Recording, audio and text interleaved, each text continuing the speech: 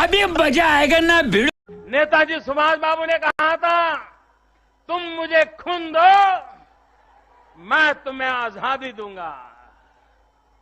भाइयों बहनों, मैं आपको कह रहा हूं, आप मुझे 60 महीने दीजिए, 60 महीने, मैं आपको सुख चैन की जिंदगी दूंगा, ये वादा करने आया हूं भाई। ये सब क्या देखना पड़ रहा है? अच्छा है मैं अंधा हूँ। और दोस्तों, साहब जी वादे पे ही वादे करते रहते हैं और पूरा भी नहीं कर पाते हैं।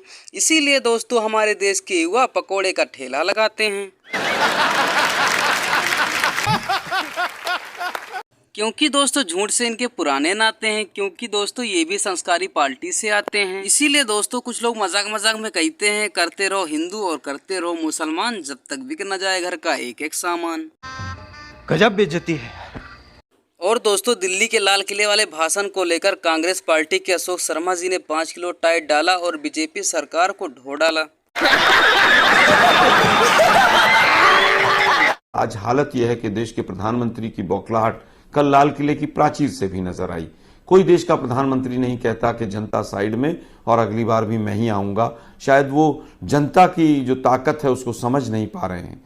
और जिस तरह से पिछले 2-3 दिन के अंदर ही सीएजी की रिपोर्ट आई है, तमाम भ्रष्टाचार के मुद्दे आए हैं, और मैं आपको बधाई दूंगा, आप हमेशा इस तरह की चीज़ों को आप उठाकर देश की जनता के सामने रखते हैं।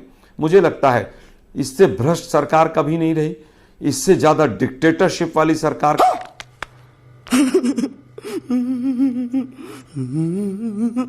और दोस्तों बढ़ती महंगाई को लेकर देश की जनता परेशान है और साहब जी बोल रहे हैं हम मीडिया से परेशान हैं। इसीलिए तो दोस्तों कभी कभी ऐसा लगता है इन लोग को देशवासियों से उतना ही लेना देना रहता है जितना डाका डालने से पहले डाकुओं को जय मां भवानी से होता है। एक बार भी रूलिंग पार्टी के किसी व्यक्ति ने महंगाई पर बोला क्या? किसी इंटरव्यू वाले ने पूछा क्या महंगाई मुद्दा नहीं है? क्या भ्रष्टाचार मुद्दा है कि नहीं है? मैं हैरान हूं, मेरे देश का मीडिया को भी क्या हो गया है।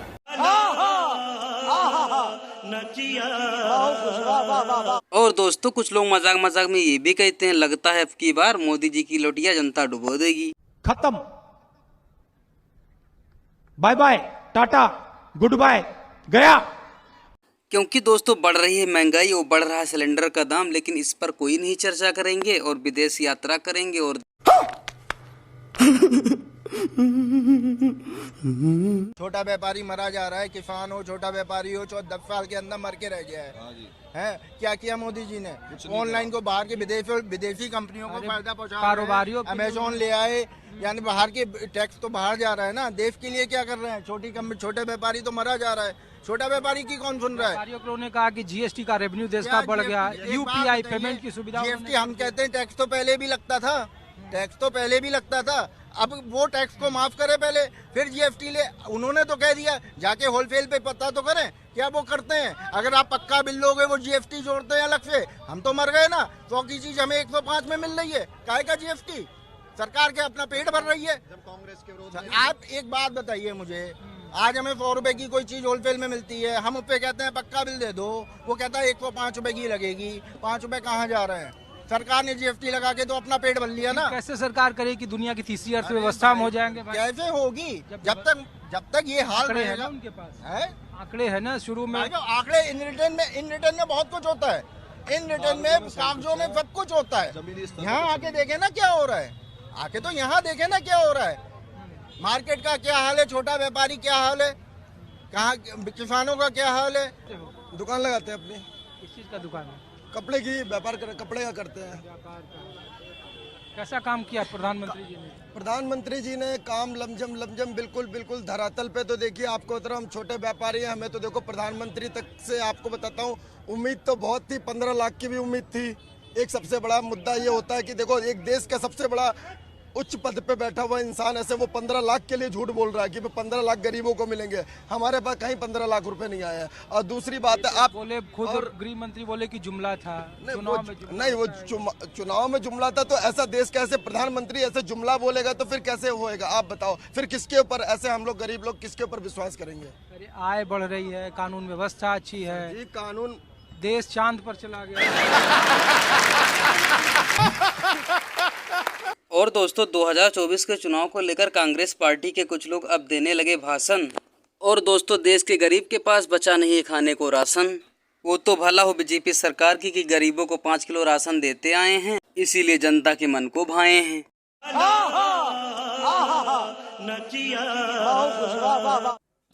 शुरू में करूंगी 7 घोटाले। एक पहला है भारतमाला प्रोजेक्ट से।